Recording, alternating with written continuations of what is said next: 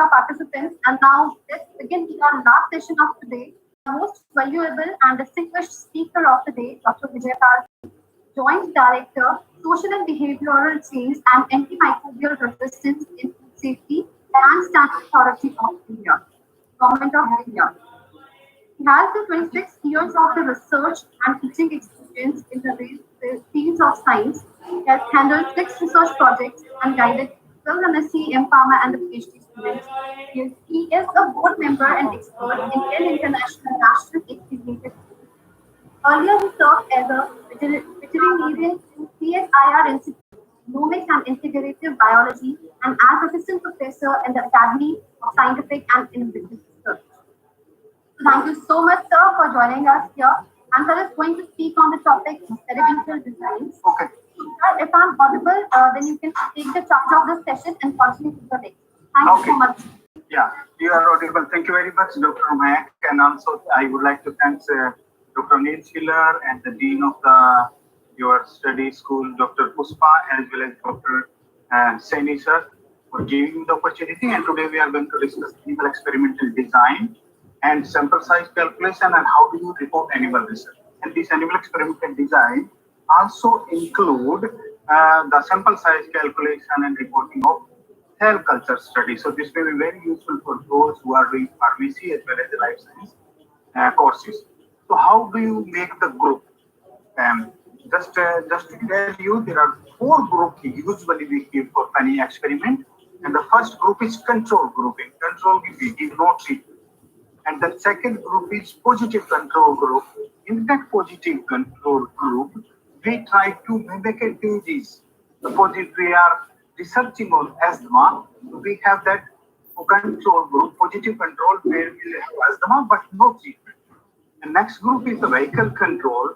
Vehicle control means the vehicle in which we are mixing our drug and giving it to the animal or to RO water, or sometimes we mix our drug alcohol, or sometimes we mix with our drug with some other vehicle. So vehicle control, positive control, control, and treatment control, usually 3 doses. One dose is which is the medium dose, which is most effective dose, and the higher dose and lower dose than that. These are the 3 basically the control or group of the animal that we keep or group for the cell line or culture study. The importance of animal research in biogenomics. So virtually every medical advance that has happened into the human as well as in animal, it is because of animals. Now presently you might be hearing about the coronavirus. That also is happening only because of the animals. There's a lot of research going on which is being done on the animal as well as on the cell line study. So there is no confusion that it is because of something else, but only because of the animal research.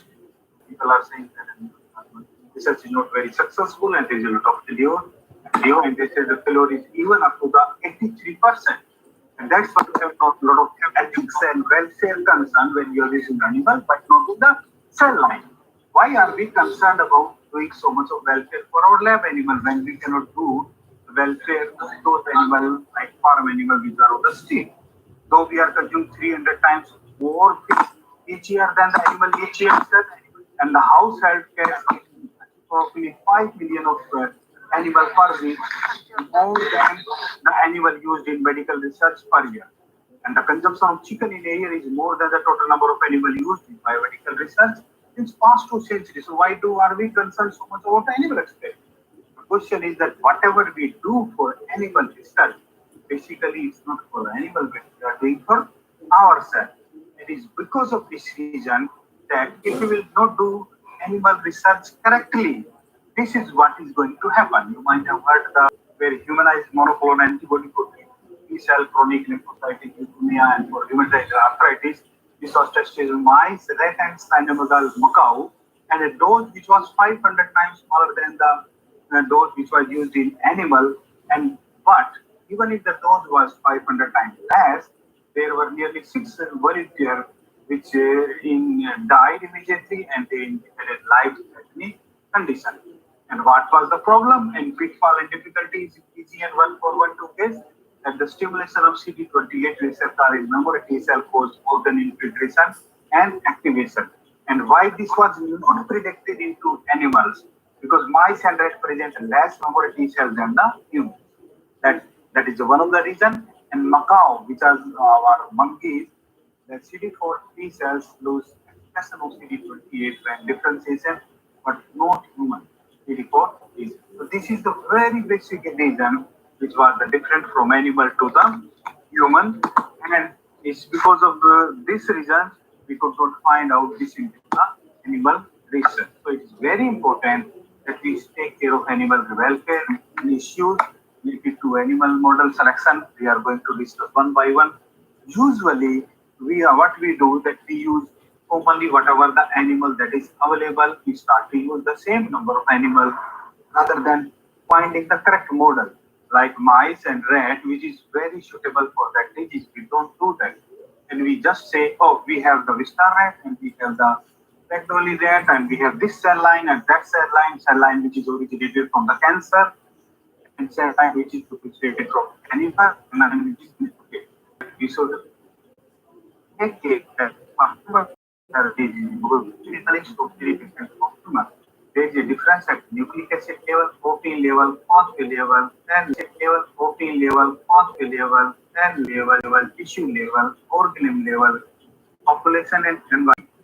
Like if I tell you one example difference, also the research that is used granules, but the glucose present in mouth is usually has in whereas glucose in the muscle. Whenever we have the diabetes cells, that you go for morning bath, and it is because of this reason you get it very difficult to translate. The daily basis, we have so many cases, and because we use thermometer, I think thermometer, I think, but the mouth is not very high. It is not translatable. So it is important when you select the line over the 50, they should be selected only on the basis of the children into the human. Nucleic acid, they should be selected only on the basis of the children into the human. Nucleic acid, protein, pathways, as issues. I am going to discuss few of the points in it. Another example is why most of this research fall, because we are not doing anything like a beta. We always say p value is less than 0.05 and it is statistically significant, and please have a look on this paper which is saying that published research findings are not false, because we are not having the research which is most robust enough, not power enough. The power of the study is less, and if the power of the study is less, the chance of reproduction is, or reproducibility of the research is also very, very less. So very less. So what are the means? How do you identify such problem? Translational problem. So I give you an example. Like there is a lot of research being done on the stroke. 1,026 drugs were tested for stroke in animal model. 374 drugs were effective in animal model. Out of 1,026, only one drug was effective in human, and there was many confusing animal data which are available. So, means why does efficacy in animal not correlate to efficacy in human? The question is because that model selection is not correct. Here, I tell you one example like in stroke that we are discussing. Usually, when stroke happens in humans, there is a time gap between happening of the stroke and the treatment, which is more than 5 to 6 hours. But whereas in laboratory condition, we usually don't. We usually give the treatment immediately after the model establishment. So because of these gaps, translational values, we don't take consideration when we are doing research. Hello. So, it is also important that when you are doing research, you also have to observe Because sometimes you are doing a research for cancer, like when Christians are paid, which is a kind of research you also have to observe. Because sometimes you are doing a research for cancer, like when Christians are paid, which is a cancer drug. Initially, it was started to be anti-diabetic, but they have found that it's a very good anti-cancerous effect. The same is for toxicant, that was for the birth control and antagonist to the estrogen. And these are one of the example is a cell phone case study, sobering reminder of the methodological rigor to accumulate the carcinogen. So there was a news in the papers and somewhere that cell phone is caused for the cancer. That's not the case. So we have to really critically study and observe our experiment, either it is animal experiment or also our cell line experiment. Sometimes we are studying something else and we found something else. Now coming to the animal sample size calculation. Sample size is usually a big problem for animal experiments, and that should be done with a statistical valid result of 95% level of confidence. And what we usually do, that we take six number of animal in the group, and we say, oh, number of animal in the group, and we say, oh, animal is experiment is okay. And most of the time, the justification is that these many number of experiments, we can have the very good result. That is not true. So our law says, and our law of animal experimentation is CPCSEA, prescribed by CPCSEA Committee for the purpose of control supervision of experimentation on animals, where we are saying that animal experiment is statistically valid with a confidence interval of 95%. Procedure that cause pain and suffering in human beings will also cause pain and suffering. Usually we don't take care of the pain which is there in our experiment, and we always give justification that if you will give pain reliever to the animal, suppose if you are doing surgery and not giving the pain relief, then it is going to confuse our experiment, because pain relieving is helpful in one sense that pain mechanism if you are giving pain reliever, but if you are not giving any pain reliever, then really you don't know that what mechanism is going to be get affected, and in that sense it will be very very difficult to understand what could be the possible mechanism of your drug or because of the pain. So it is very very important that whenever you are doing any painful procedure, you should give analgesia, anesthesia, or otherwise sedate the animal. And in that case, it is the thumb rule is this: anything which causes pain and suffering in human is going to cause pain and suffering in the animal. And welfare of the animal after use in experiment is also your responsibility. Once you finish your experiment, it is your duty that you take care of the animal, not leaving them inside the cage, and you finish and complete your PhD and leave the animal there. The animal may be permitted to be euthanized when it is paralyzed and not able to perform its natural function. Sometimes you see the animal conditions really bad, very, very sick, paralyzed and all that. In that case, you have to take decision along with a veterinarian, in charge veterinarian, you can also use animal. Animal use for biomedical purpose must be directed by veterinarian or other scientist in the relevant discipline who is trained and experienced. In your case, you have Dr. Mohan, Kenny, who is the in charge of animal facility, also veterinarian, also well trained. So in that case, if you plan your experiment, you have to take care that it is done directly in the school, and veterinary care shall be provided as and when it is necessary while planning experiment. So with this, I would like to just say that we should have the experiment not 6 number of animal or not 6 number of your cell line. It has to have 95% level of confidence. I'm going to tell how do you calculate sample size. You should make sure that whatever cause pain and suffering in you also cause pain and suffering in animal. You should always use sedation, analgesia, or anesthesia. Take care of the animal. After animal is used, you should also take care thereafter. Threat to internal validity. What is internal validity and external validity? Before that, I would to tell. Internal validity is that when you can establish that cause and effect basis. Cause and effect is what? If you are going with paracetamol, the temperature will go down. Independent, cause and effect. Okay? So if you can establish very well that I am giving paracetamol and the temperature is going down only because of paracetamol, no other reason, then your internal validity is established. External validity is when you can expand your animal experiment to some other species or some other human. That way your external validity is high.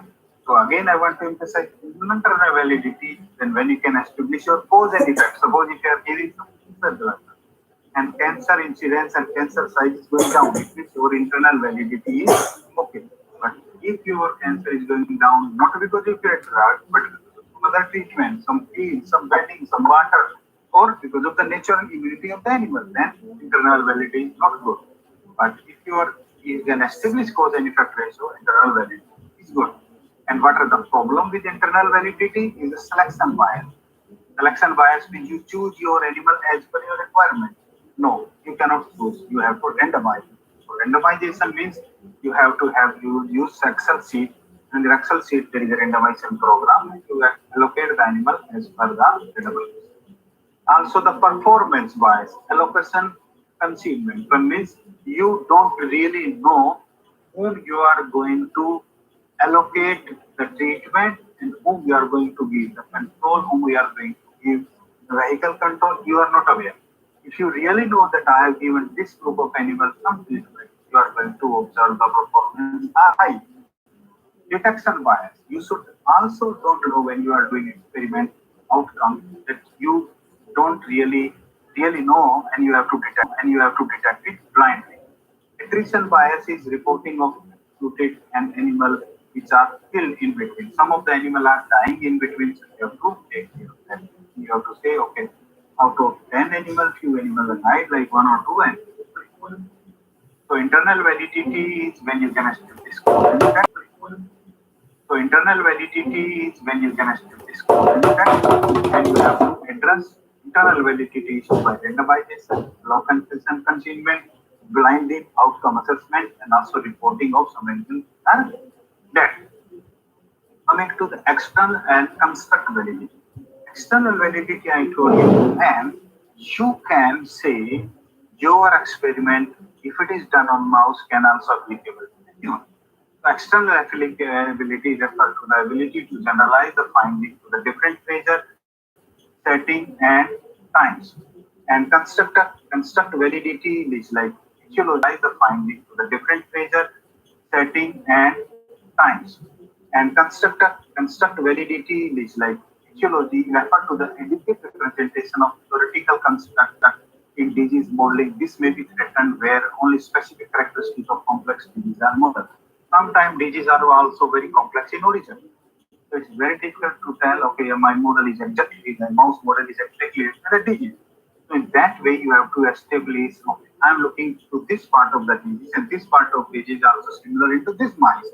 Like mouse, the glucose metabolism happens in liver, and where human it is happening into the muscle.